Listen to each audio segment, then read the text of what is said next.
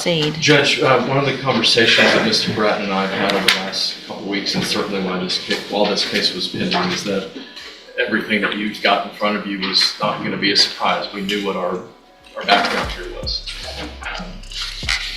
One of the things, two really in this case that I've never seen before. One, you can see Detective Flores' statement here, and while he may not necessarily be advocating for probation, he is at least mentioning it as a possibility, and that's because, as he should be, Mr. Bratton is in compliance right now and has been since after the indictment and after the arrest.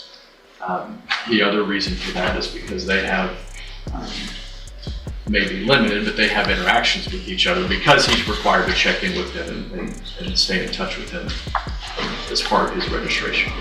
The other is, and this is from Mr. Bratton's perspective, I've never had someone come to me and ask me to ask the court for safety. I know that it happens, but I'm saying it's never happened to me because it's that rare. And the reason that is one of the things that we're asking the court for today is clearly there are other charges in here where he hasn't registered. It's the same thing we're dealing with now. We understand that. We're kind of owning that as best we're able to right now. But everything that the court's looking at, including the registration issues, it's all drug related. All of it's drug related. While it has an issue, he wants to get serious help, I think for the first time, addressing it. And finally, Judge, we talked about this morning, he and I have talked about it over the last week or so, and we don't say it casually, we say it because it's true, because it's coming from him and his experience. It's one thing to be sentenced to TDC, and we're very aware that the court has all the authority to do that today.